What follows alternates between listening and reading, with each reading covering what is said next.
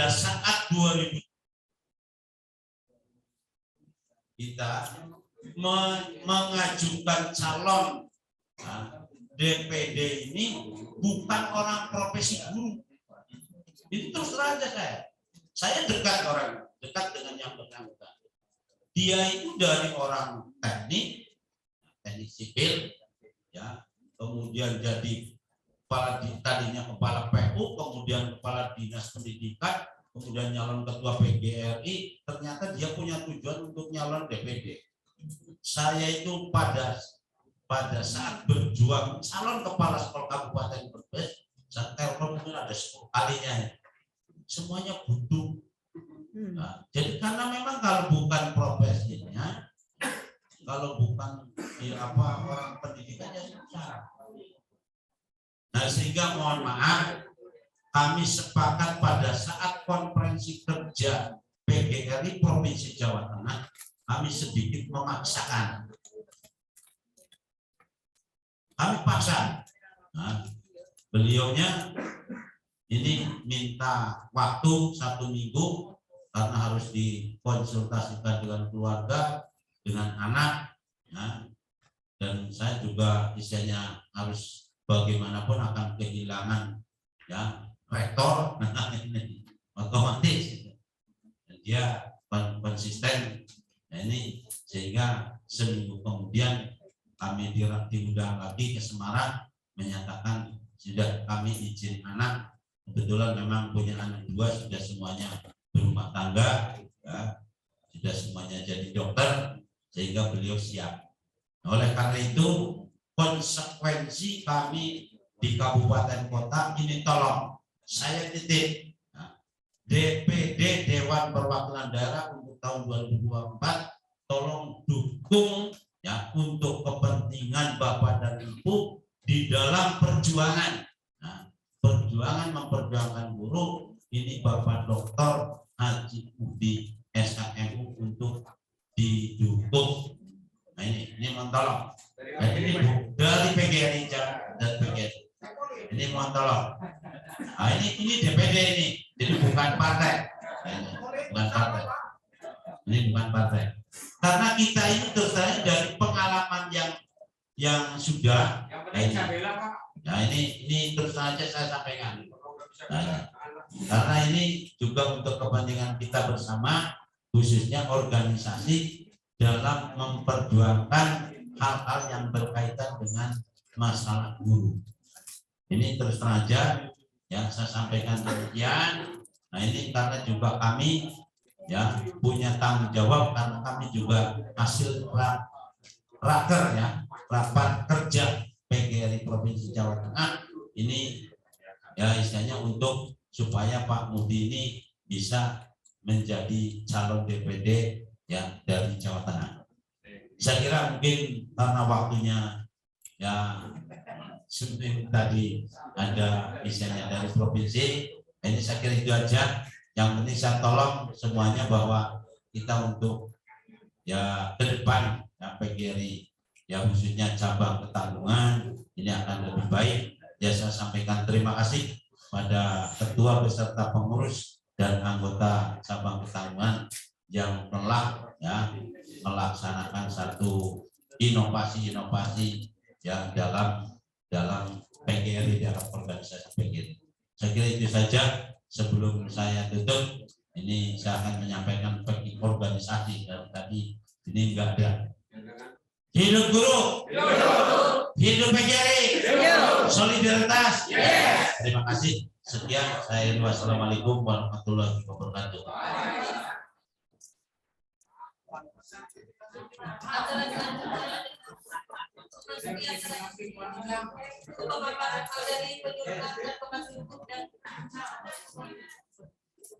Sekaligus diskusi dan tanya jawab yang akan dipandu secara langsung oleh Bapak Dr. Haji Muhammad Mahdi MPD selaku moderator. Kepada Bapak Haji Muhammad Mahdi dipersilakan. Assalamualaikum warahmatullahi wabarakatuh.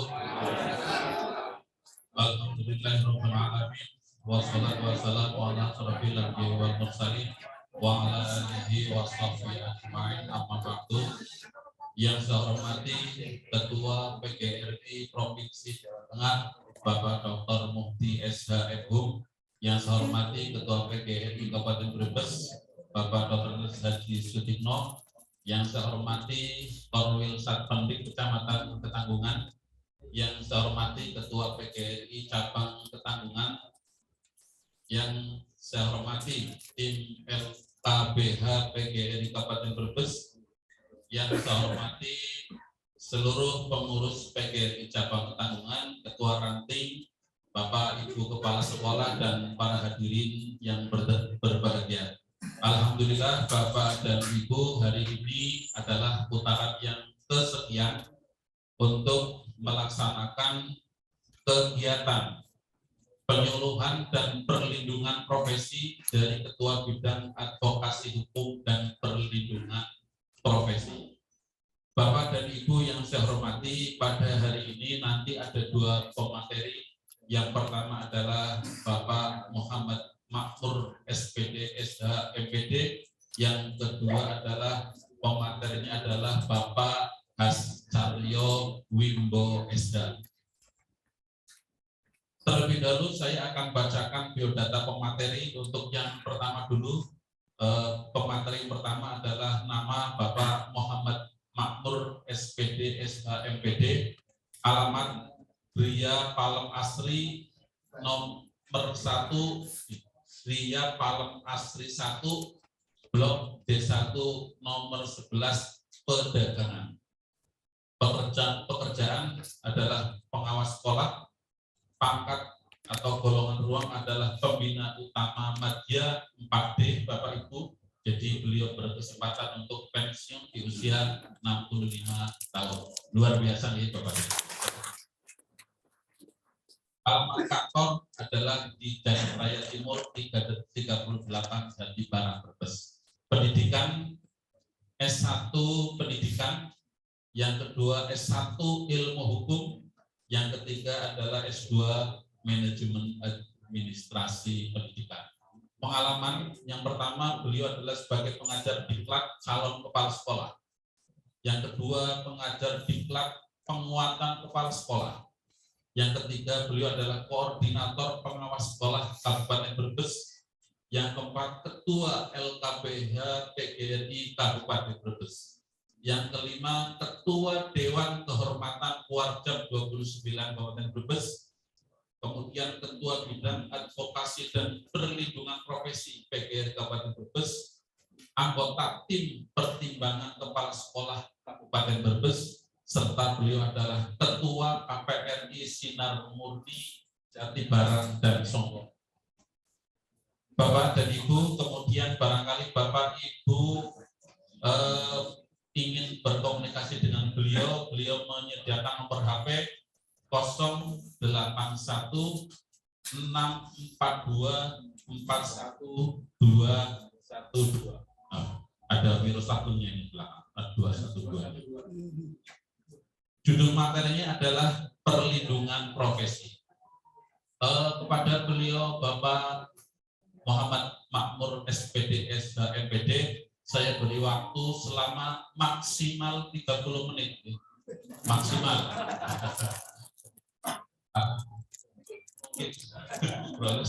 Ya, karena kita kan sampai itu saja sudah harus dipadatkan lagi. Jadi maksimal itu 30 menit harus selesai. Artinya sampai dengan pukul 10 pas berarti Bapak nanti selesai. Mohon saya berikan sepenuhnya kepada Bapak Muhammad Makmur SPD SH untuk menyampaikan materinya. Baik, terima kasih. Assalamualaikum warahmatullahi wabarakatuh. Bismillahirrahmanirrahim. Yang kami hormati Ketua PGRI Provinsi Jawa Tengah yang baru saja menyampaikan sambutan tadi, Bapak Dr. Haji Mufti MU. Yang kami hormati Ketua PGRI Kabupaten Brebes, Bapak Dr. Haji Sutikno PD, beserta Sekretaris PGRI Kabupaten Brebes, Bapak Dr. Mufti MPD. Hampir sama dengan Ketua PGRI Provinsi. Sama-sama Dr.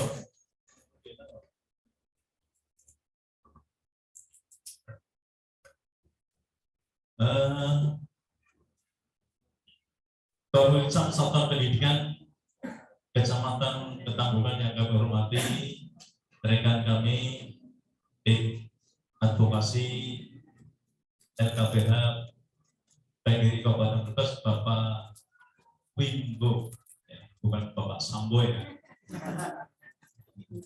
Bapak Ascaryo Wimbo SHMH.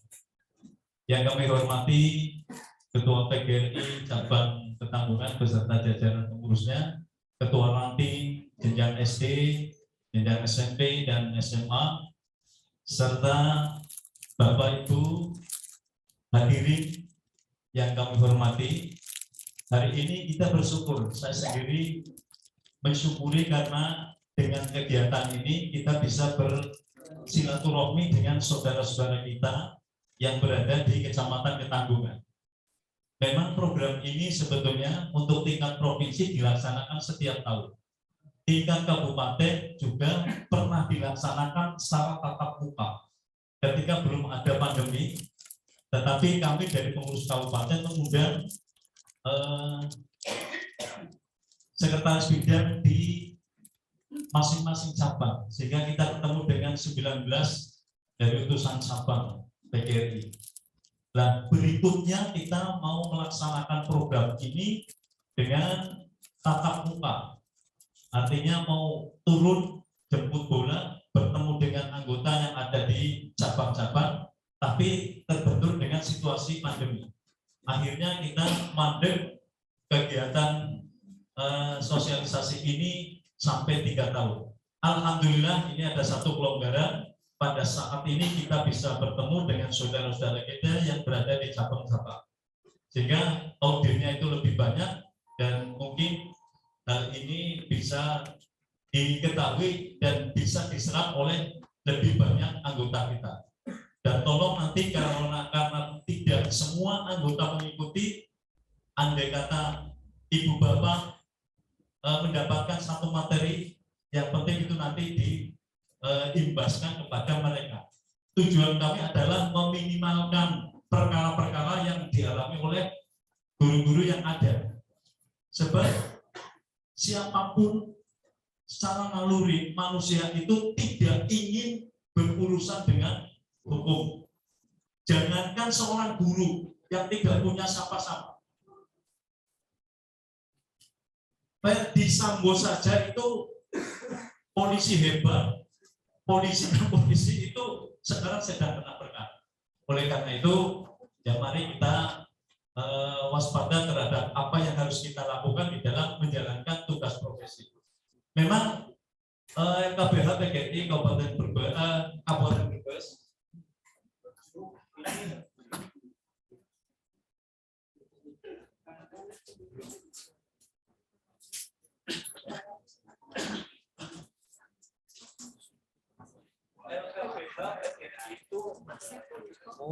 Kembalikan aja hasilnya. Panas semua. Pakai kipas angin. Iya, pakai kipas angin. Pakai kipas angin. Paling parah AC. Pakai kipas angin. Lakukan.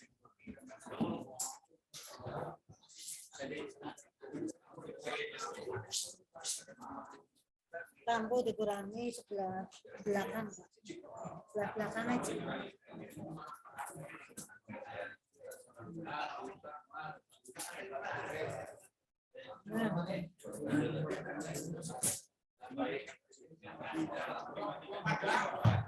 Ya, sambil menunggu proyektor, ya, perlu diketahui bahwa Bapak dan Ibu adalah sebagai anggota PGRI yang merupakan organisasi besar yang strukturnya itu dari tingkat pusat, tingkat provinsi, tingkat kabupaten, tingkat kecamatan, dan tingkat ranting. Maka sebagai anggota PGRI, panjenengan harus mengenali organisasinya sendiri. Karena apa? Karena PGRI itu sungguh luar biasa. Kalau kita menilai organisasi kita sebagai organisasi yang mandiri, organisasi besar, manajemennya tertata rapi.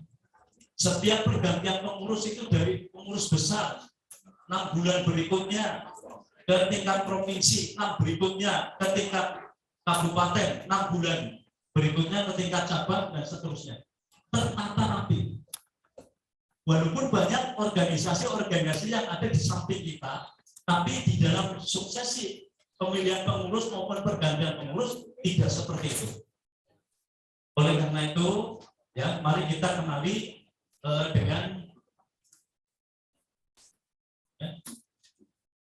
dengan organisasi kita sendiri.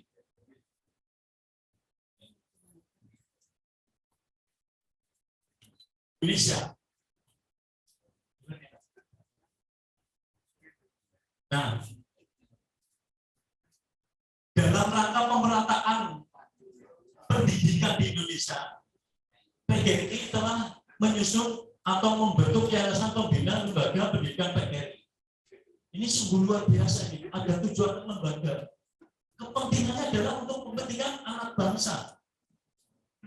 Ya, Dewan Kehormatan Guru Indonesia.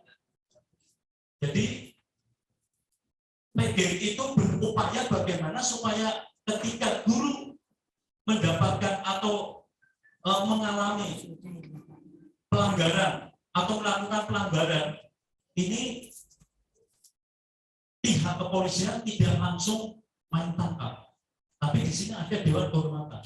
Maka PGRI dari tingkat PB itu mengadakan satu MOU. Kalau di tingkat pusat adalah dengan Kapolri, di tingkat provinsi dengan Kapolda dan seterusnya, sampai di tingkat cabang mestinya dengan Polsek.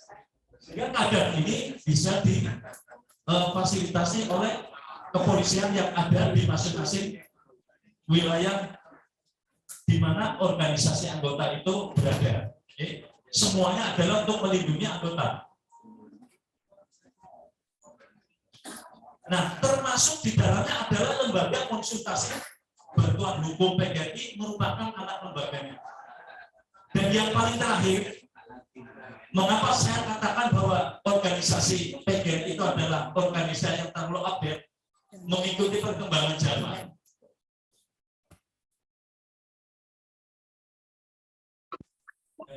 Baru saja tertutup. Mengikuti atau tidak? Nah, aloh. Jadi sih 20.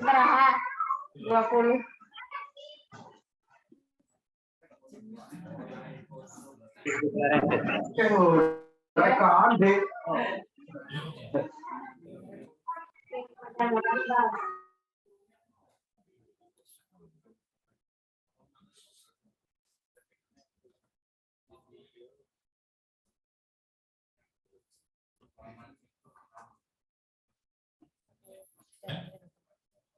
Nah, ini sejarahnya LKPH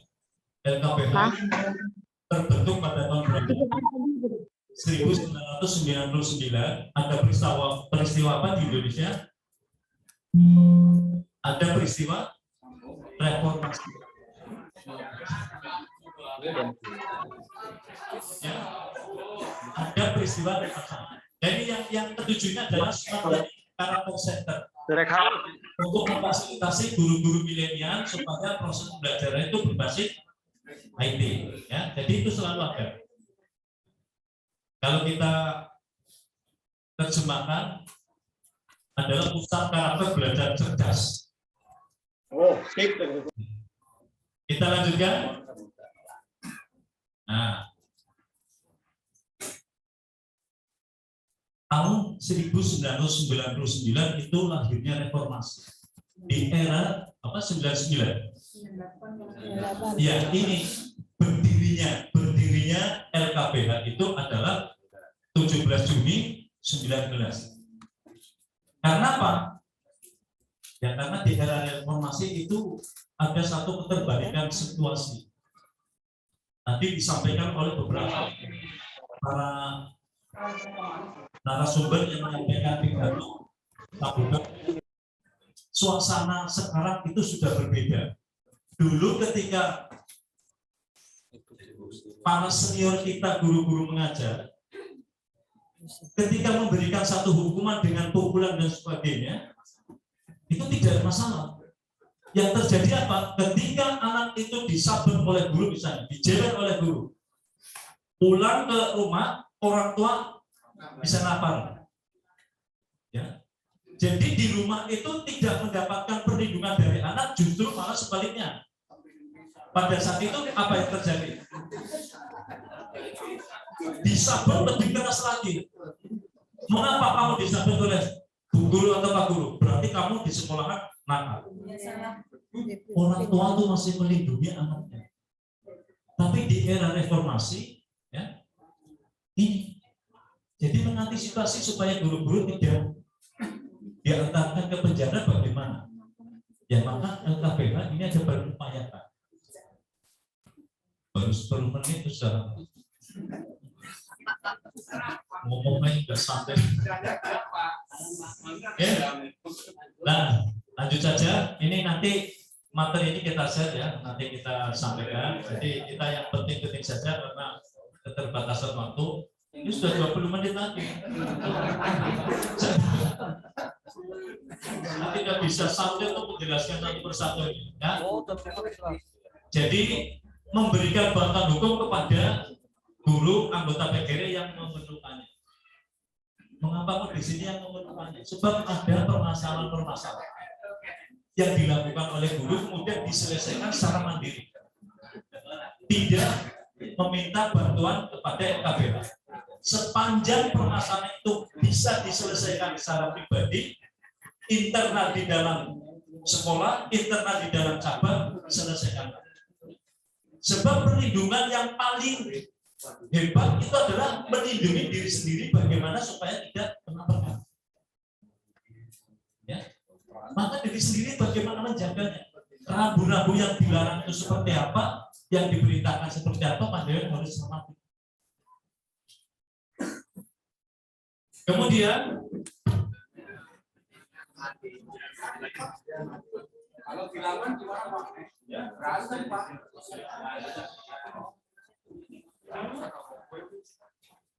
Kayak anak gini, kopet kena. Hasilnya matikan saja. Hasilnya matikan saja di tes. Ya, jadi gini ya. Keberadaan LKPH PGRI panjenengan itu jangan lantas punya apa itu perasaan gede rumongso GR. Saya sebagai anggota PGRI sudah punya LKPH. Maka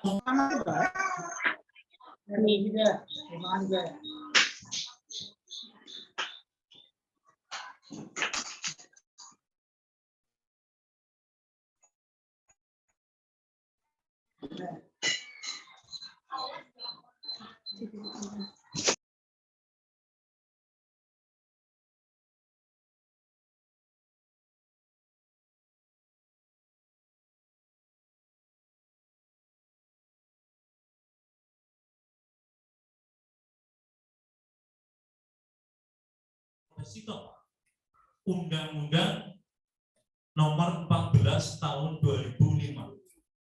Kemudian Undang-Undang Sistem Pendidikan Nasional yang sekarang sedang dikoyak-koyak. Yang sedang melindungi kita dua undang-undang yang melindungi guru itu sebentar lagi sedang diproses akan di-merger. Undang-Undang Guru dan Dosen, Undang-Undang Sisdiknas, kemudian satu undang-undang tentang perguruan tinggi atau pendidikan tinggi. Nanti akan di-merger menjadi Undang-Undang Sistem Pendidikan Nasional yang nanti akan diproduksi pada tahun 2022. Yang mana panjenengan berdoa saja mudah-mudahan mediasi antara PGRI dengan legislatif maupun eksekutif itu bisa berhasil sehingga pasal-pasal yang muncul pada rancangan versi April 2022 itu tetap akan muncul. Sebab versi Agustus 2022 itu sudah hilang. Munculnya pasal 145 di sana guru yang mendapat tunjangan profesi itu diberi kesempatan sampai undang-undang itu diberlakukan. Setelah itu berarti tidak ada. Diartikan seperti Nah iya. Setelah diundangkan, coba dicermati bahasa seperti itu. dapat diartikan begitu. Betul, ya. Maka mari kita berdoa. Tadi ada saran dari Ketua PKRI Provinsi, kita memberikan solusi yang elegan karena kita adalah sebagai masyarakat profesi punya etika, kode etik guru. Maka untuk menyelesaikan masalah itu dengan cara-cara yang satu, elegan, duduk bareng untuk dibicarakan secara profesional. Tidak seperti sikap-sikap yang kontroversi ya, ada satu gerakan dan sebagainya. Nah, kita adakan mediasi dulu seperti apa. Ya. Itu. Dan inilah hal-hal yang melindungi guru. Nah, struktur organisasinya LKBH ini ada tingkat nasional sampai dengan PGRI kabupaten. Nah, ini susunan ya, panjenengan harus mengenali susunan pengurus LKBH Kabupaten Brebes. Ketua saya sendiri Pak Sumarno Kiai Selatan, Sekretaris Pak Warun, Bendahara Bu Sri Rahayu, anggota Muhammad Bidi Priadi, dan tim advokasi.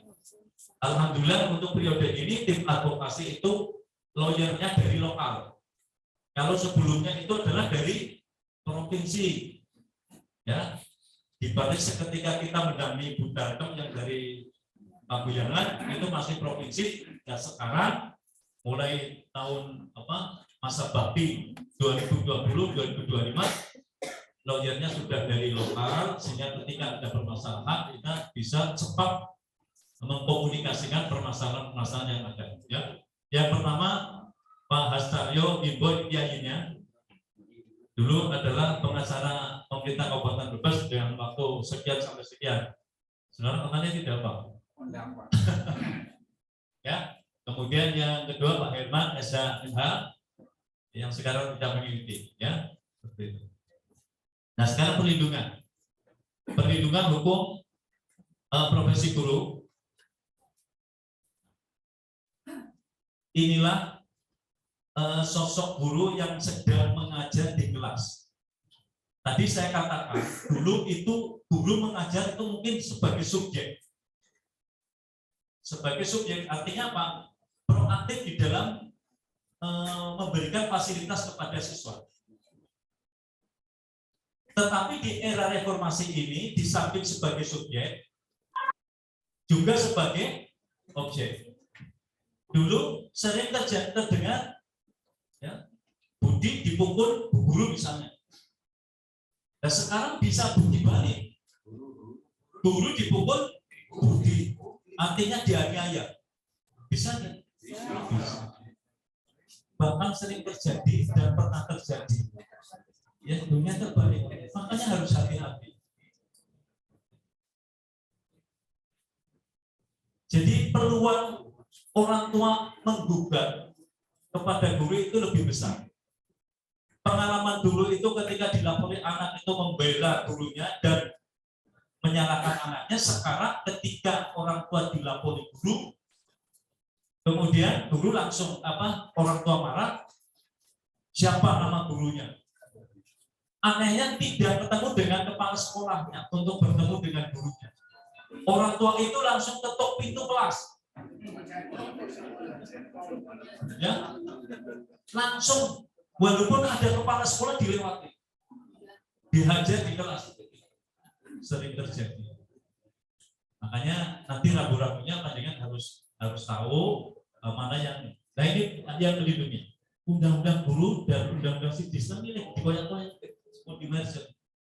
Dan padahal yang namanya undang-undang guru dan dosen itu di dalam perlindungan keamanan itu sangat lemah sekali. Artinya dilindungi, tapi ketika ada perkara dari pihak pemerintah itu seperti apa?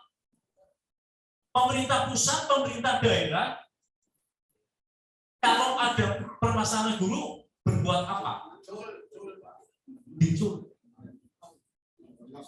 Ya, pernah ada guru bermasalah, kemudian pemerintah pusat tanggap, kemudian. Nah, inilah.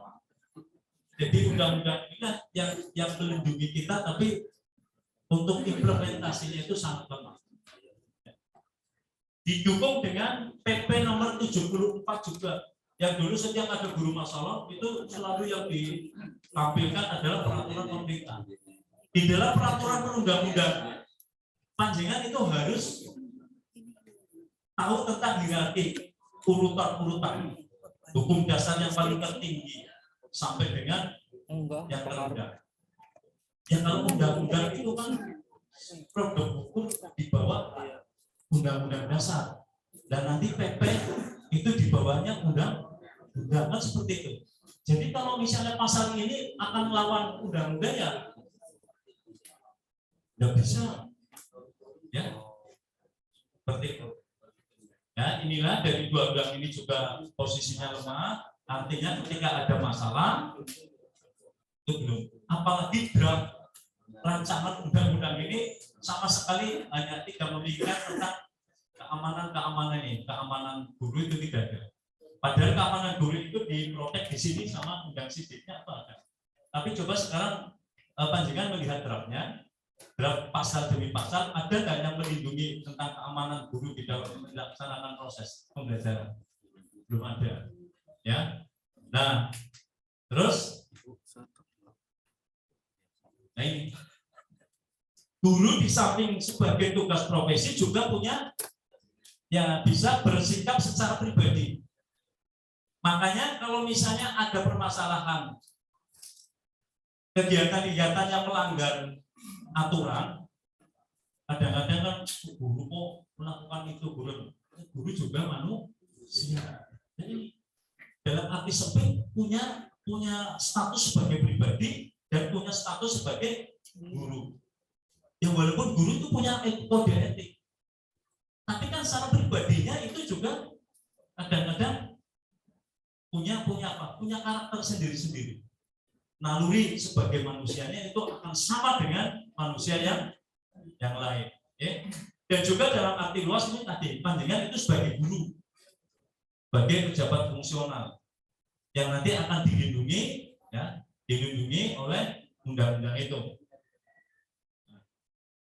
Kita tidak perlu menjelaskan pasal ini karena ini adalah tentang penjelasan status guru itu apa.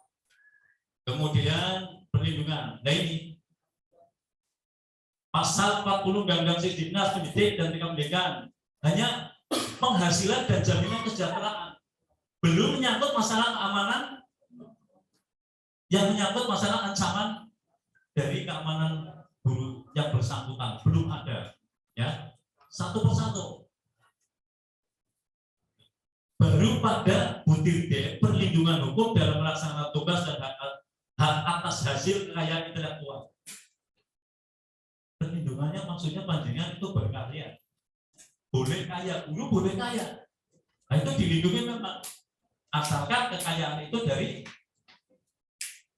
apa itu hasil kekayaan intelektual, misalnya ngarang buku dapat royalti dan seterusnya.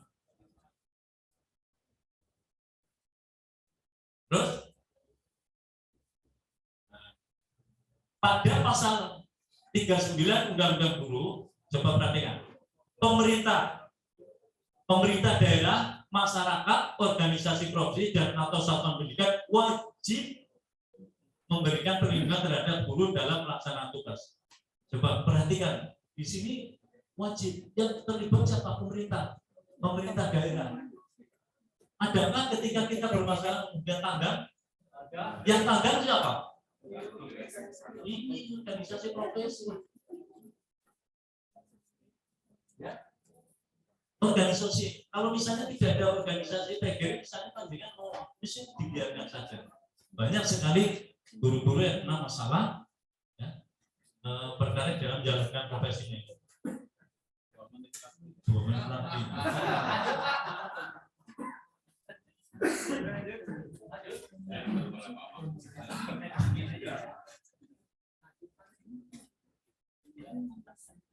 Nah, perlindungan hukum terhadap tindak kekerasan, ancaman Di sini ada, memang dilindungi, masih dalam undang-undang guru itu masih. Tapi pada undang-undang guru yang dimerger ke undang-undang rancangan undang-undang ini, coba panjenengan tidak ada perlindungan yang melindungi tentang ancaman itu. Ya. Coba kita lanjutkan ini sampai dengan perlindungan anak.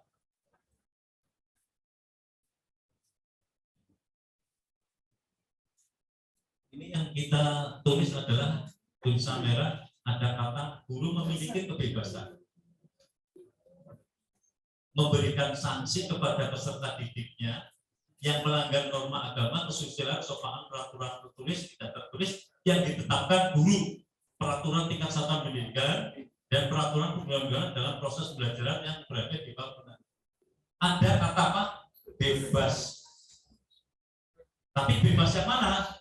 Dan di sini pada pasal berapa ini?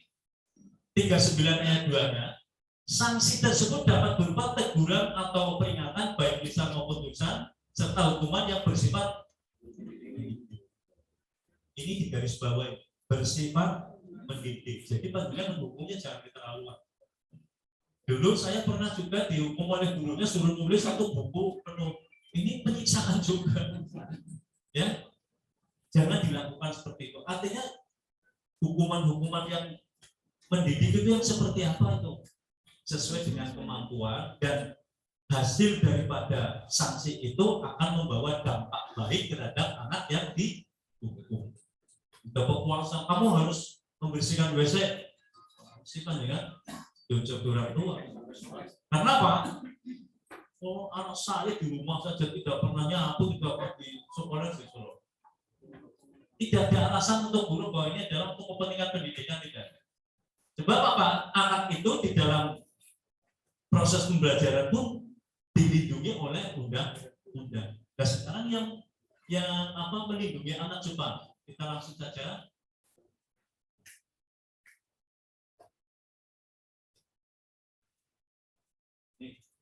Perlindungan anak. Coba panjenengan perbandingkan antara peraturan perundang-undangan yang melindungi guru dengan yang melindungi anak itu seperti apa? Yang pertama, ya sama-sama undang-undang yang melindungi. Kalau anak di dalam proses pembelajaran ataupun di mana, bukan di luar pembelajaran, ini akan dilindungi oleh KUHP, Kitab Undang-Undang Hukum Pidana. Di samping itu juga oleh Undang-Undang Perlindungan Anak. Coba baca Undang-Undang Perlindungan Anak. Di sana sanksinya berat sekali terhadap pelanggar undang-undang itu. Nah, di samping itu, dua undang-undang itu, ketika anak diperlakukan oleh pihak subjek ya, tentang penganiayaan atau tentang perbuatan tidak menyenangkan, ini nanti akan berbicara keras. Kemudian Komisi Perlindungan Anak Indonesia juga bicara, ada yang tanda, ya, ada yang tanda, ada yang menyikapi. Komisi itulah yang nanti akan bersikap untuk bicara keras.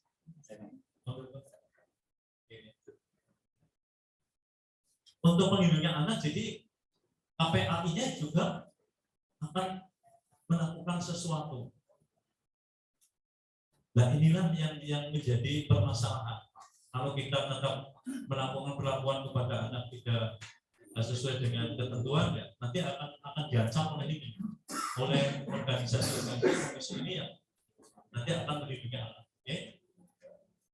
Nah, coba ini sebagai subjek dan sebagai objek.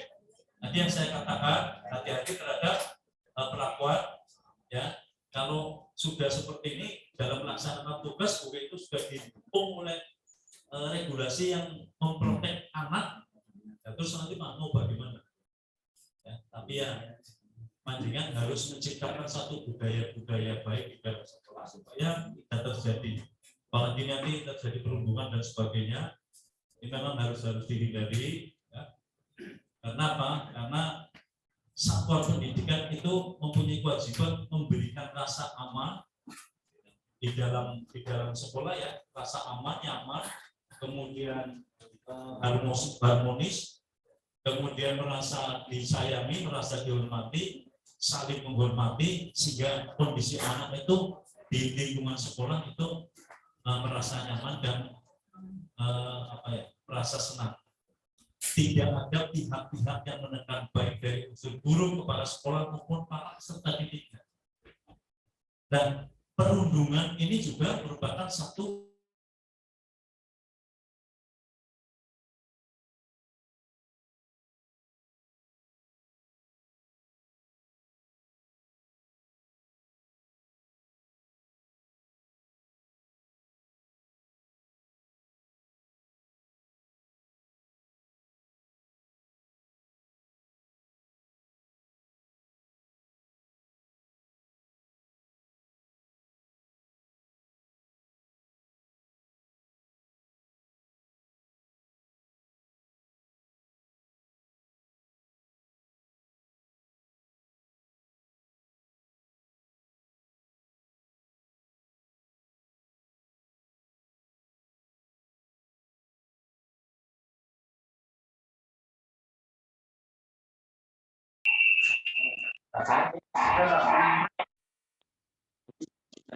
Mesti tak keluar ke kabehan.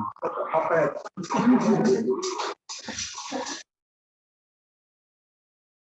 Yang akan disampaikan oleh beliau adalah menjadi advokat untuk dirinya sendiri dalam upaya melindungi diri sebagai guru dan sebagai pribadi. Waktu juga 30 menit maksimal, mestinya jam 10.30 ya, sampai dengan pukul 10.40 maksimal. Nanti sedikit ada tanya jawab maksimal 25, tapi tidak usah banyak-banyak. Ya. Gimana nih Pak Ketua, sampai jam 10.30? Iya bisa. Masalahnya ditunggu di tempat lain. Jadi sampai dengan 10.30. Monggo Bapak Astaryo Wimbo SH.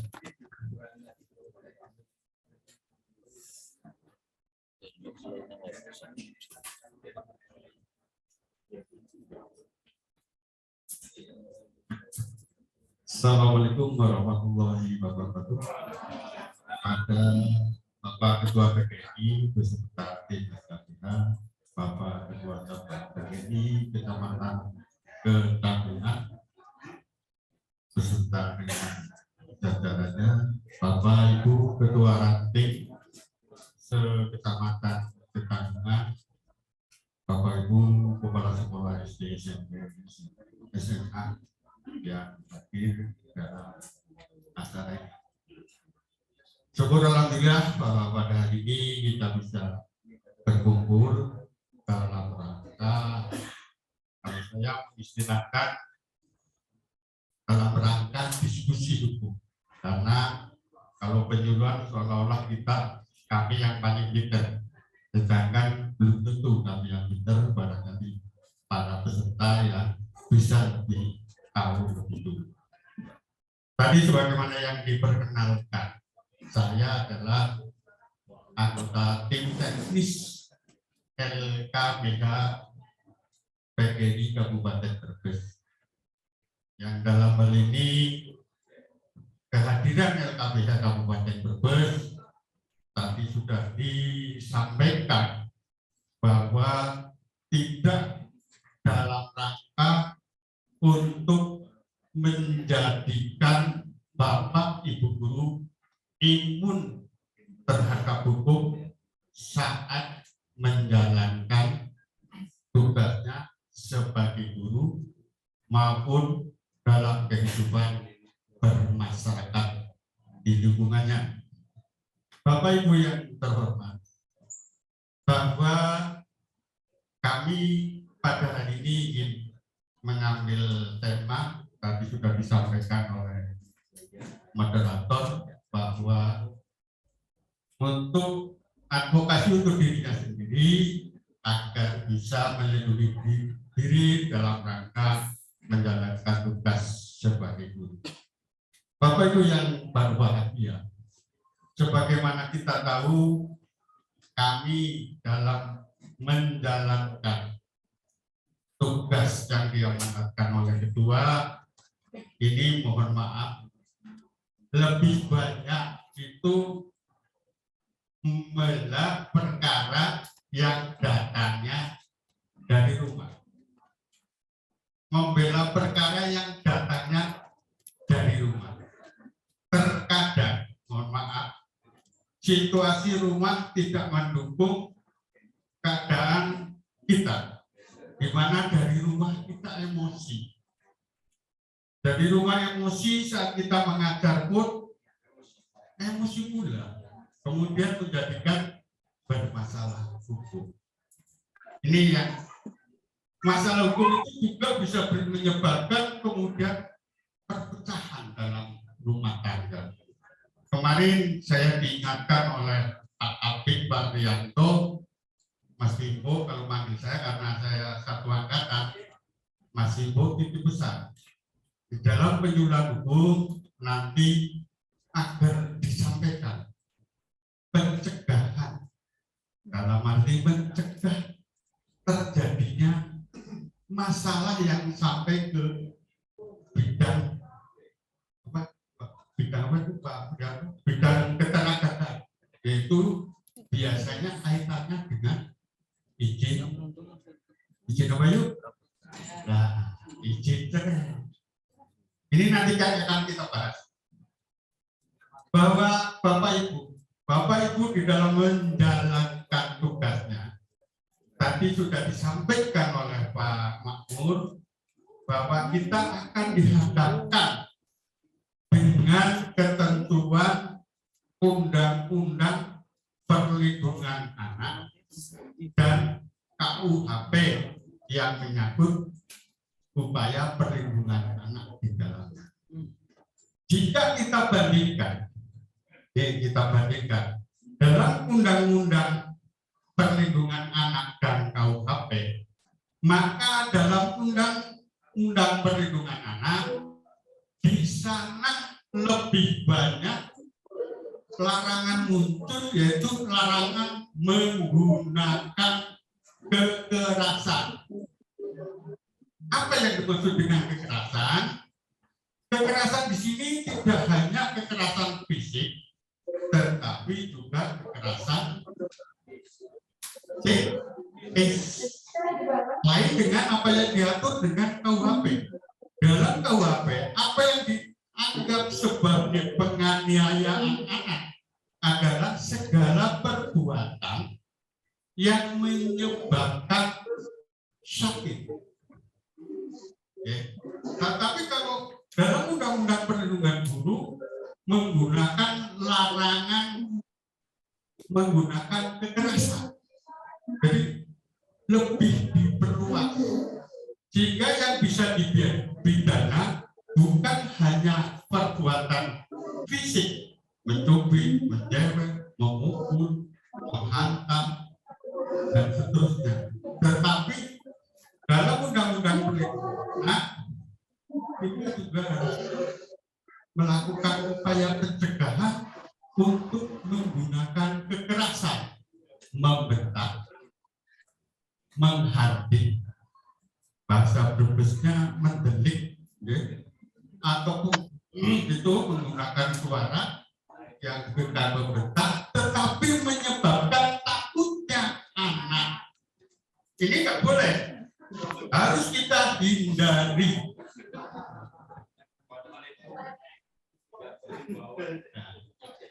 Kewibawaan guru konon katanya tidak harus melalui membentak, menghardik, mendelik, tetapi bagaimana caranya agar kita bisa dihormati oleh anak. Ini yang harus dihindari. Sehingga untuk kemudian ini biar tidak sampai 20 menit Pak, pastikan. Sehingga untuk kemudian di dalam Undang-Undang Perlindungan Anak itu diatur demikian, bentak aja nggak boleh Pak. Apa mana delik ya boleh, apa ini nyubit itu nggak boleh. Jadi Ini dalam rangka upayanya adalah melindungi anak didik, termasuk ini. Barang siapa seorang guru membiarkan terjadinya anak menjadi sakit, anak menjadi celaka tanpa ini guru di apa mana membiarkan tadi bahasanya merunduk. Jadi segala sesuatunya sudah sedemikian rupa kita menghadapi hati. Maka saran adalah sebaik-baiknya guru untuk bisa menjalankan tugas. Saya ajarkan karena saya tidak mengetahui apa ya mengenai detik ya. Sehingga itu yang mungkin nanti bagiannya Pak Mahmud di lain kali. Itu yang perlu kami sampaikan. Itu mengenai undang-undang perlindungan anak. Bahkan Bapak Ibu, saat terjadinya tindak pidana anak terhadap anak didik, kalau dilakukan oleh guru dalam ketentuan pasal 81 Undang-Undang Perlindungan Anak, hukumannya menggunakan hukuman minimum. Hukuman minimum. Jadi minim 3 tahun sekian, denda minim sekian. Jadi tidak mungkin akan lepas dari hukuman minimum. Bahkan hukumannya ditambah 1/3. Lumayan kan? Bapak ancamannya 7 tahun tambah 1/3. Ini yang kita khawatirkan. Makanya kehadiran LKPH PGRI adalah bukan tadi sebagaimana saya sebut untuk membebaskan, tetapi membela, meringankan. Memang pengacara itu terkadang bisa membebaskan, tapi apa yang bisa membebaskan adalah manakala hasil pembuktian tidak terbukti. Itu yang nanti bisa dibahas. Kemudian Pak, yang datang dari rumah ini, yang datang dari rumah biasanya mohon maaf itu suaranya kurang jelas. atau kelebihan estek, yaitu saling tidak bersama, saling tidak menghargai, saling tidak menghormati, saling tidak mencintai. Ini yang muncul kata perselingkuhan. Nah, ini yang banyak Pak Kadi, Pak Rianto, Pak Kabit. Perselingkuhan. Perselingkuhan kalau plesetannya kan selingkuh, plesetan ya. Selingan, indah, keluarga, untuk. Kira-kira benar apa benar? Benar apa benar? Saya kira itu nggak benar. Tetapi mengapa orang selingkuh? Psikologisnya adalah agar tetap tidak bercerai. Yang berpengen hubungan itu gampang, tinggal gugat cerai, minta izin, gugat cerai, selesai hubungan. Tapi orang selingkuh kadang-kadang tadi pengennya ngapain bahasa bagusnya karpet dewe. Punya istri, punya suami, selingkuh. Padahal apa? Seorang ASN guru, mohon maaf ini manakala terdapat dan dapat dibuktikan selingkuh, apalagi kawin siri maupun kawin.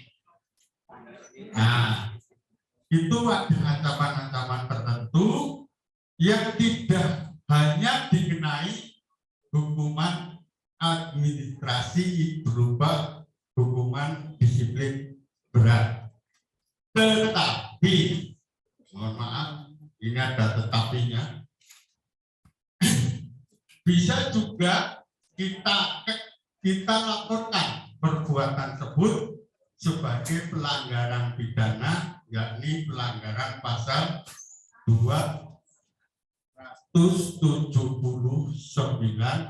ayat 1 dan ayat 2 KUHP. Mengapa demikian? Bisa diatur. Barang siapa melakukan perkawinan, sedangkan perkawinan terdahulu sebagai penghalang, maka dapat diancam dengan hukuman 5 tahun. Nah ini. Kemudian pasal selanjutnya, ayat selanjutnya, manakala yang melakukan perkawinan terhalang tersebut memalsu keterangan, dia masih jadi suami atau dia masih jadi istri, kemudian memalsu keterangan sebagai janda atau sebagai budak, maka hukumannya akan ditambah menjadi, ancamannya menjadi 7 tahun penjara. Maka Ibu, manakala, mohon maaf, ini tip bagi Ibu untuk bertahan untuk dirinya sendiri. Manakala bapaknya melakukan hal demikian, Ibu jangan hanya menuntut cerai. Ada upaya-upaya pidana maupun upaya administrasi supaya bapaknya bisa dikenai hukuman administrasi maupun hukuman pidana dengan menggunakan ketentuan pasal tersebut. Demikian juga Ibu, manakala Ibu mendapati hal yang demikian, jangan mau menggugat cerai. Mengapa? Karena manakala kita menggugat cerai, seorang istri menggugat cerai suaminya, itu ada hak istri yang hilang. Di samping tidak mendapatkan sepertiga gaji, juga tidak mendapatkan nafkah idah, nafkah mut'ah, nafkah mahliah. Apa yang disebut dengan nafkah idah adalah nafkah seorang istri selama menjalani idah, yakni selama 3 bulan. Kalau sehari 200.000 kali 3 bulan sudah muncul hitungan. Demikian juga mut'ah. Mut'ah adalah hadiah seorang istri yang dicerai oleh suami tanpa kesalahan istri. Itu minta nafkah idahnya, silakan sebesar berapa. Oke. Kemudian mau nafkah madriyah. Nafkah madriyah itu nafkah selama ditinggalkan. Mau ditinggalkan 3 bulan, 4 bulan, 6 bulan, atau 1 tahun, 2 tahun, berhitung per bulannya berapa. Kita tuntut saat suami mengajukan cerai. Kemudian juga Bapak, Ibu, anak kadangkala dalam perceraian itu menjadi korban. Mengapa menjadi korban? Mohon maaf, karena nanti secara psikologis anak itu akan terpengaruh. Maka kemudian dalam ajaran Islam bisa disebutkan bahwa selama perbuatan halal yang paling dibenci oleh Allah adalah perbuatan cerai. Ini saya ingatkan. Nah, kemudian terhadap anak, bagaimana anak akibatnya? Bagaimana akibat anak atas perceraian tersebut? Maka untuk anak yang di bawah umur 12 tahun, hadronannya mengikuti ibu kandung. Sedangkan anak yang di atas 12 tahun bisa memilih mau mengikuti bapak atau ibunya. Dengan kewajiban bapak memberi nafkah, baik nafkah pendidikan, nafkah kesehatan, nafkah sehari-hari anak tersebut sampai dengan umur 21 tahun. Kemudian bagaimana akibatnya kalau tidak diberi nafkah yang demikian? Maka anak maupun ibunya bisa menuntut bapaknya dengan tindak pidana penelantaran anak. Hukumannya ya lumayan, Pak. Coba nanti dilihat dalam Undang-Undang Perlindungan Anak. Ini makanya kemudian terkadang kita juga mendapati ada sebab perceraian karena tidak mempunyai anak. Sebenarnya jika kita ingin cari pahala, bukan hanya menikah lagi, karena kalau menikah lagi justru kita akan mendapatkan beban dan dosa. Maka solusinya adalah gampang, mengangkat anak, mengangkat anak yang seagama. Karena apa? Anak angkat itu sebaiknya diangkat oleh orang tua angkat yang seagama. Jika anak angkat itu dalam Undang-Undang Perlindungan Anak pasal 40 ayat pasal 39 itu di sana disebutkan, jika anak itu tidak diketahui agama yang pasti, maka harus dilihat lingkungan di mana anak itu tinggal, agamanya mayoritas apa.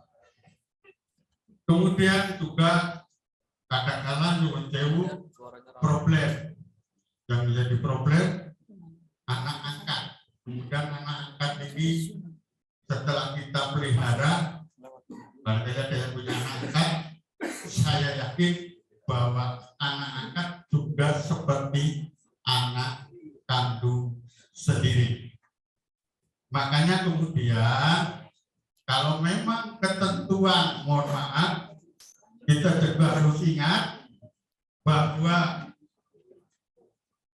anak angkat itu berhak untuk mengetahui orang tua aslinya. Tetapi ini ingat, ini yang kadang-kadang kita langgar. Tetapi dalam memberitahukan orang tua aslinya harus dilihat untuk kepentingan anak. Kira-kira anak siap enggak untuk mengetahui bahwa anak itu bukan anak saya? Maka harus dilihat. Mana kalau panjenengan memberitahu kemudian menyebabkan anak menjadi, mohon maaf, terganggu jiwanya, berarti juga panjenengan melanggar undang-undang perlindungan anak. Ini yang harus diketahui. Demikian saya pasti. Sebenarnya masih banyak, tapi udah pas. Nah, termasuk juga nanti kita tambah sedikit mengenai waris anak angkat. Waris anak angkat. Ya, kalau waris anak angkat, mohon maaf barangkali ada maupun tetangga panjenengan ada, waris anak angkat sebesar-besarnya sepertiga bagian. Dulu, ini kata dulu nih, sebelum diberlakukannya kompilasi hukum Islam di Indonesia maupun undang-undang pengadilan agama, dulu, ini kata dulu ya, saya pernah berhasil membantu anak angkat untuk mendapatkan seluruh harta gono ini orang tua angkat. Tetapi dengan ketentuan terbaru, anak angkat hanya mendapatkan wasiat wajibah sebesar sepertiga bagian. Bagaimana supaya anak angkat bisa mendapatkan seluruhnya? Berikan dalam rangka hadiah.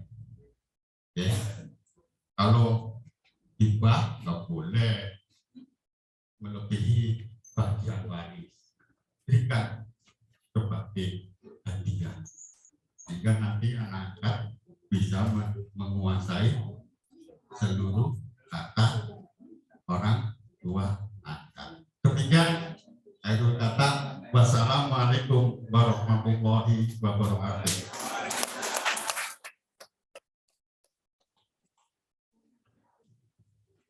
Terima kasih saya sampaikan kepada Bapak Saryo Wibo SK yang telah menyampaikan materinya. Terasa waktunya juga sangat sedikit ya Bapak dan Ibu, tetapi karena keterbatasan waktu kami mohon maaf, tetapi kami ada kesempatan Bapak dan Ibu untuk memberikan pertanyaan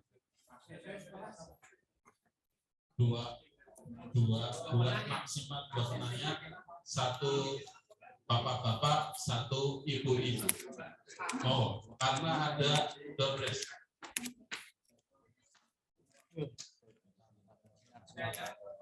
Yang belakang, Pak siapa? Bayang, Pak Yaya. kasih Toto. Kemudian untuk ibu-ibu kosong. Oke, kalau belum ada nanti langsung pertanyaan dulu monggo.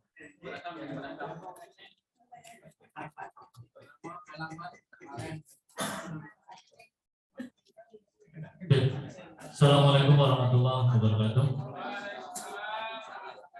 Mohon izin Bapak Kepala Sekolah beserta Ketua Ranting seluruh tanggungan dan mohon izin pada Bapak Ketua PGRI tanggungan. Mohon maaf, memperkenalkan nama saya Disto Bapak. Saya Ketua Ranting Tanggungan. Hanya ingin bertanya karena ini kebetulan temanya adalah penyuluhan vokasi dan pelindungan profesi, lembaga konsultasi dan bantuan hukum LKBH untuk para guru. Di mana memang betul banyak sekali kejadian-kejadian terutama bagi para guru yang berhubungan langsung dengan hukum. Dan mungkin saya simpel saja ingin bertanya pada Bapak narasumber sebagai tim LKBH PGRI Kabupaten Brebes, dan saya ingin mengulik kembali permasalahan keluarga kita, keluarga PGRI Kabupaten Brebes.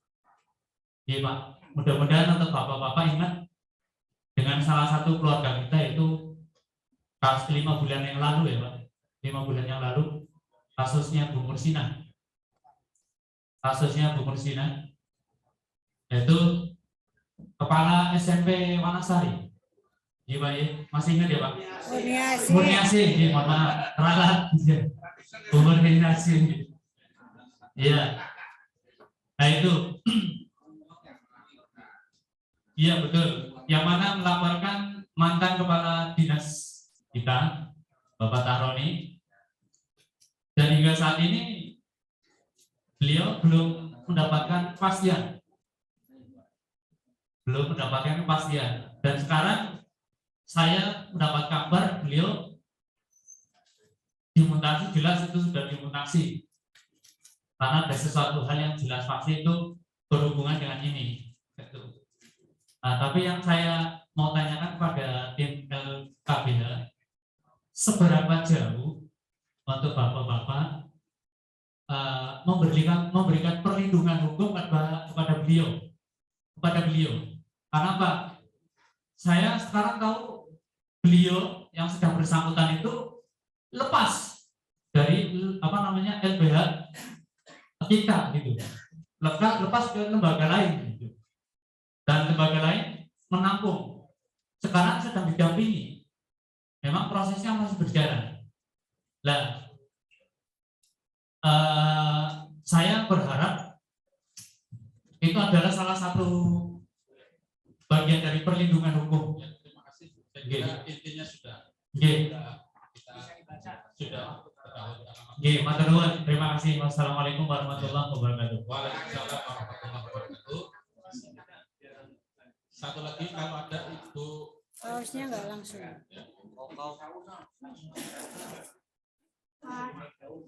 Assalamualaikum warahmatullahi wabarakatuh. Nama saya Sauna, Kepala SDU Bangsa. Waalaikumsalam warahmatullahi wabarakatuh. Ada permasalahan barangkali melenceng juga saya mohon maaf. Ini ada guru, seorang guru tersebut ada permasalahan keluarga, kemudian ditinggalkan suaminya sekian lama. Kemudian ingin memproses perpisahan, perceraian. Namun beliau buntu, Pak. Dia maju, takut, mundur juga gimana? Karena secara prosedur dia tidak tahu, Pak, langkah yang harus ditempuh, alurnya dari bawah ke atas kemana saja. Saya pernah menyampaikan kepada Pak Rojak, karena beliau anak buah saya titip, Pak Rojak bilangnya 8 kawinan mani.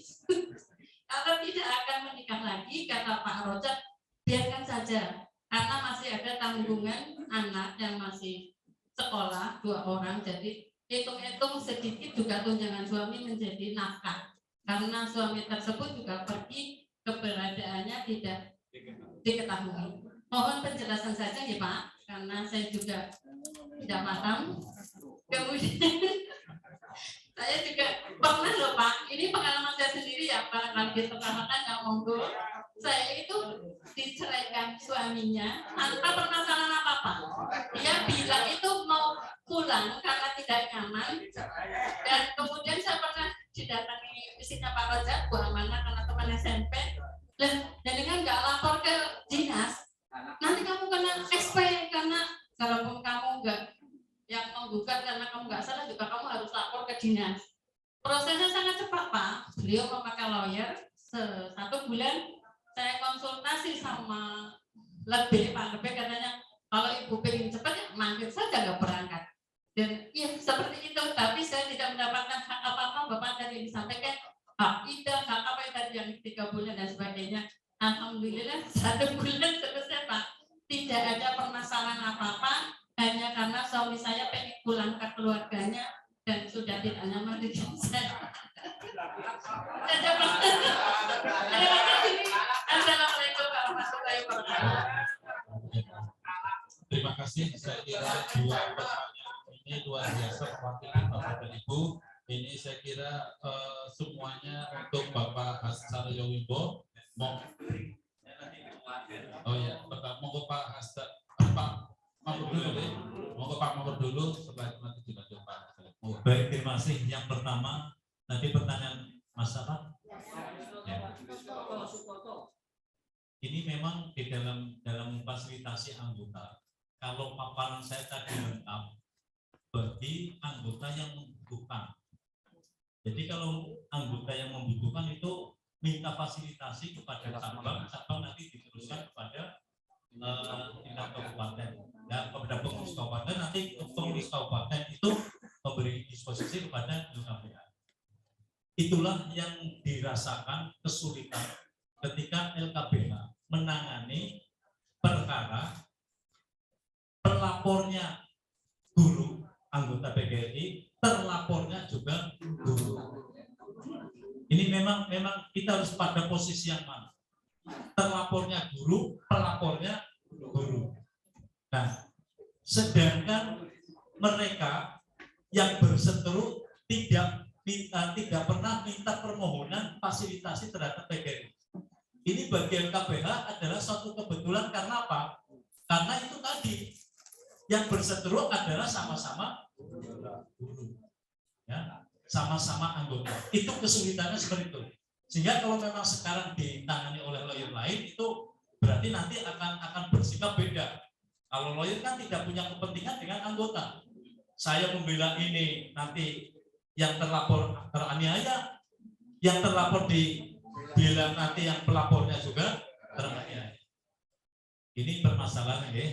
Jadi sampai sekarang ya walaupun ini masih proses ditangani lawyer lain, itu mungkin barangkali lebih tepat sehingga nanti akan memberikan satu fasilitasi yang sesuai dengan kehendak si yang menggunakan jasa lawyer itu mau seperti apa. Oke. Gitu ya Pak ya? Oke. Nah, ini masalah penggugat nanti mungkin karena saya itu bukan lawyer ya, walaupun ketua NKBH, tapi kan saya statusnya PNS. Jadi PNS itu tidak boleh bersidang karena tidak mempunyai sertifikat sebagai pengacara. Ya paling-paling bisa memberikan bantuan non litigasi, saran-saran kepada anggota sebelum masuk pada perkara persidangan. Ya, jadi tolong kepada para anggota antisipasi permasalahan-permasalahan, jangan sampai permasalahan itu naik. Ini pernah terjadi, tetangga kita mungkin di wilayah ini, anaknya itu dianiaya oleh, bukan dianiaya, artinya ditendang oleh gurunya, ditendang. Kemudian orang tuanya itu tidak terima, tidak laporan dulu, tapi datang ke saya, Pak, ini anak saya kok ditendang guru sampai kamu dengklang. Nah terus gimana? Ya ini saya mau nuntut, ya gini aja Pak, jangan melaporkan, diselesaikan secara internal, panjenengan mengadu ke sekolahan, terus maunya seperti apa? Sebab kalau panjenengan melaporkan guru tersebut, nanti guru tersebut minta fasilitasi kepada LKBH, panjenengan nanti akan berhadapan dengan kita. Oh, jadi kayak gitu. Ya makanya diselesaikan saja, panjenengan yang menjadi tuntutan. Jangan sampai melaporkan, sebab kalau melaporkan pasti akan diproses. Kalau proses itu nanti semuanya itu ya yang menang jadi abu, yang kalah jadi arang. Pokoknya perkara hukum kalau diselesaikan sampai persidangan tidak ada yang menang, semuanya kalah. Kalau yang menang pada saat persidangan itu saat itu mungkin bangga, tidak disadari bahwa yang kalah itu adalah punya keluarga besar. Kalau pada saat itu bangga, ini berarti sedang mewariskan apa? Mewariskan dendam kepada anak cucu kita. Punya keluarga, oh dulu yang melaporkan orang tua saya, sehingga orang tua saya di penjara dan seterusnya. Ini akan membuat lingkaran yang terus-menerus dendam kepada anak cucu. Jadi kalau misalnya ada perkara, tolong diselesaikan sebisa-bisa, jangan sampai naik. Ini antisipasi kita. Maka tadi Bang Wimbo itu menyampaikan bahwa advokasi yang paling efektif adalah advokasi dirinya sendiri. Bagaimana mengantisipasi diri sendiri, jangan sampai melakukan tindakan yang melawan atau aturan seperti itu. Oke, itu monggo Pak. Sabar di. Terima kasih. Sebelum saya menjawab, ini mungkin barangkali butuh layanan konsultasi. Ini PGRI itu membuka layanan konsultasi untuk setiap hari Senin sampai Kamis dari jam 8 sampai jam 10.30. Oke. Kemudian untuk hari Sabtu, ini kalau Jumat libur karena biasanya tanggung karena mau Jumatan. Untuk hari Sabtu dari jam 8 sampai dengan jam 12. Kalau toh panjenengan mau WA, jangan WA Pak. Kalau konsultasi kalau dengan WA, ini nanti saya jawabnya bingung Mbak, karena biasanya banyak kebetulan Mbak jadi saya besar-besar, sehingga sering salah tutup. Kalau mau konsultasi lewat telepon saja ke saya. Insya Allah kalau kemudian panjenengan WA, Pak saya guru ini mau konsultasi, saya baca 5-10 menit baru panjenengan telepon. Insya Allah saya layani. Itu pelayanan.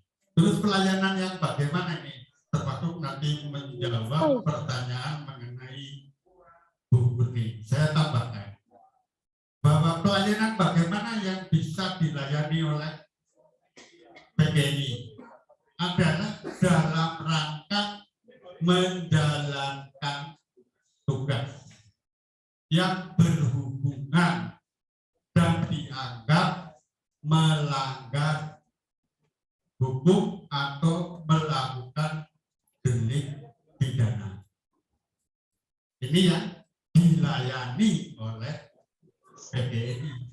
Sedangkan Bu Murni itu kan kepentingannya bukan dalam menjalankan tugas, kemudian juga tidak sebagai orang yang dianggap melanggar hukum kan, dia melaporkan, oke, melaporkan kepada sesama anggota PGRI. Maka secara otomatis saya selaku tim teknis PGRI menganggap bahwa itu bukan merupakan layanan yang disediakan oleh PGRI. Karena PGRI ini tidak akan cari musuh. Orang melaporkan orang lain berarti kan cari musuh kan. Kita harus mempertahankan diri kita. Manakala kita dianggap salah, kita harus membela diri. Benar ya?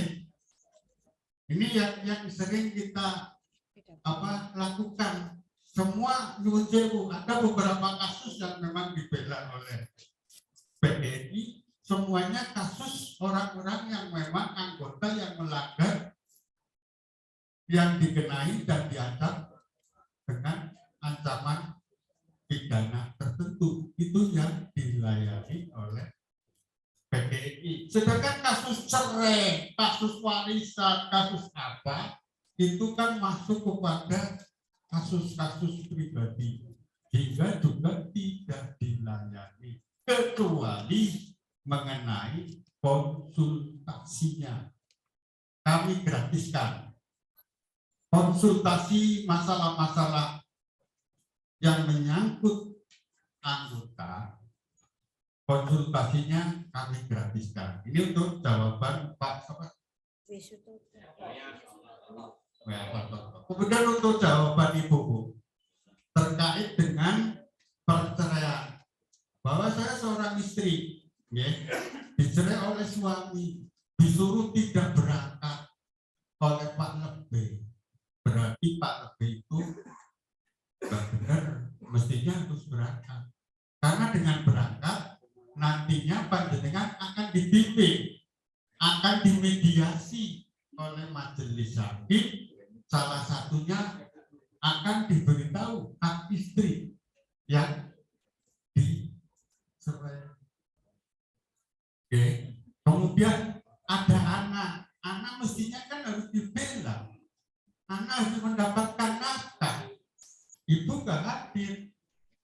Oke. Ya makanya kemudian nggak dapat nafkah anak. Untuk nafkah anak, masih bisa diusahakan, yaitu dengan cara mengajukan gugatan nafkah anak kepada pengadilan, di mana pengadilan tersebut yang memutus, yang memeriksa dan memutus perkara cerai terdahulu. Ini masih bisa Bu untuk nafkah anak. Sedangkan untuk tadi nafkah-nafkah yang saya berikan, ini sudah inkrah, mau banding atau mau kasasi kan nggak mungkin, paling bisanya PK. PK pun di sana masih agak lumayan rumit. Maka yang paling bisa diusahakan adalah nafkah anak, yaitu mengajukan gugatan nafkah anak. Atau setidak-tidaknya, mohon maaf, manakala suami tidak memberikan nafkah anak, panjenengan bisa mengajukan laporan penelantaran anak kepada unit pelayanan ibu dan anak Polres Brebes, UU PA. Itu masih bisa. Kemudian untuk ada seorang yang ingin cerai, tadi kan saya sudah ngomong, jangan cerai itu merugikan pokoknya. Benar apa yang disampaikan oleh Pak Roja. Kalau memang ditinggal, memang benar. Ditinggal selama berapa tahun Bu? 10 tahun itu layak untuk bisa mengajukan gugatan cerai. ASN caranya ya mengajukan izin ke kepala sekolah kalau guru, kemudian sampai ke Korwil ke dinas ke BKD, kemudian BKD ke bupati. Lumayan prosesnya sampai 3 bulan. Akibatnya apa kalau kemudian cerai kita tidak izin? Ada sanksi administrasi sebagai pelanggaran berat PP 45 90 itu berat, masuknya kepada disiplin berat. Demikian yang bisa saya sampaikan, kurang lebihnya mohon maaf, ini sudah menjelang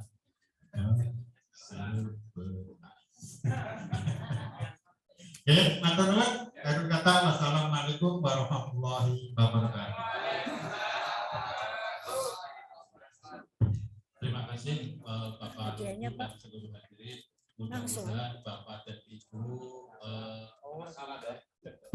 ya, mudah-mudahan kalau Bapak dan Ibu ingin konsultasi, monggo silakan lewat nomor telepon atau WA yang telah saya sebutkan. Bapak dan Ibu, saya kira ini waktunya sudah hampir pukul 11. Sebelum diakhiri, mohon aplaus untuk kedua narasumber. Bapak Ibu, saya tidak mengambil kesimpulan karena kesimpulannya ada pada Bapak dan Ibu sendiri. Saya akhiri, kalau saya banyak salah mohon maaf. Assalamualaikum warahmatullahi wabarakatuh.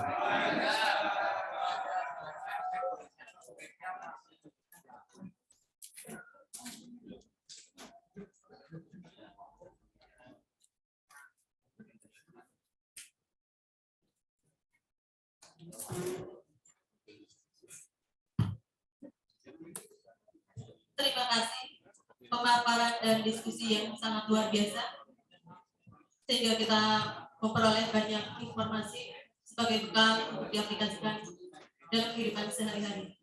Terima kasih kepada narasumber, moderator, dan peserta sosialisasi pada hari ini yang telah mengikuti acara dari awal sampai akhir.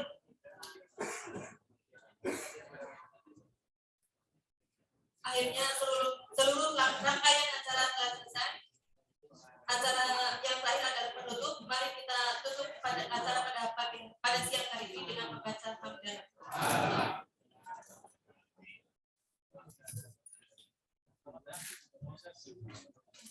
Baiklah para hadirin dan tamu undangan yang berbahagia, dengan demikian kegiatan penyuluhan advokasi dan perlindungan profesi oleh Lembaga Konsultasi dan Bantuan Hukum PGRI Kabupaten Brebes telah selesai. Terima kasih atas segala perhatian dan kehadiran Bapak Ibu. Wabillahi taufiq wal hidayah. Wassalamualaikum warahmatullahi wabarakatuh. Mana ini?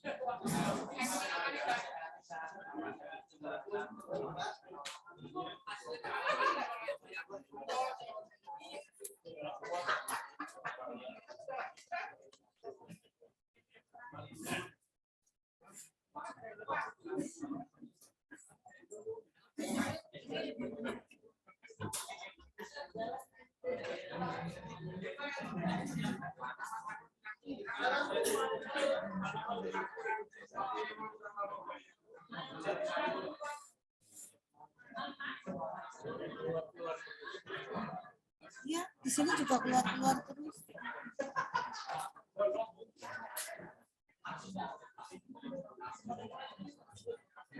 Ya sudah, keluar aja.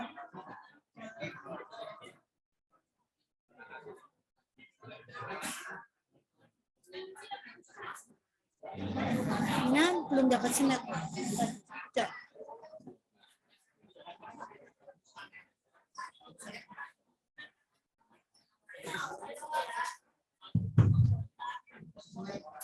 Snapnya mana?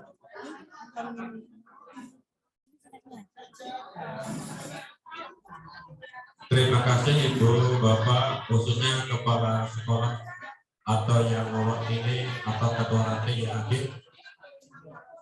Yang pertama disampaikan satu untuk gerak jalan. Yang pertama ini agenda kabupaten direncanakan di Ketanggungan tanggal 2 September. Ini diundur sampai dengan tanggal 9 September. Ketentuan dan lain-lain nanti menyusul karena dirapatkan, yaitu dengan Hari Olahraga Nasional atau Ornas. tidak jadi tanggal 2. Kemudian yang kedua,